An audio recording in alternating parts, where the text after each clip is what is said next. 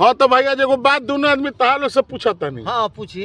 अब जे भाई दर्शक तू लोग देखत हो तो तहा लोग से पूछता नहीं, मत सोचिए कि तहा लोग से नहीं पूछत। एगो ये बात बताओ लोग कितना औरत मेहरारू लोग के देखलो हो कि लंबा लंबा उनका लोग के बाल होला माने चोटी। हाँ आ कतना औरत लोग के और लोग के भी होला लंबा लंबा बाल चोटी, लेकिन वो लोग कटवा के छोटे छोटे ब्यूटी पार्लर में करवा लेला लोग। काहे खातिर रोरो लोग ना जाना तो कम भाई तो हम बताओ तने कहा कि औरत लोग थोड़े तारा के बताई लोग ई सब बात ना तो हम बताओ तने को भौजी बताई रही गा के सुनावत रही हाँ कि हमर चोटिया से लाग गइले चोट हो बलम जी दुबरा गइले जान जाई कि यही से बेचारी कितना समझदार जो औरत तो ये खातिर तू कहता ओ यही से लोग चाहली कि माने हमारो मर्दा के कहीं चोट मत लग जाओ। सही बात बा। हाँ।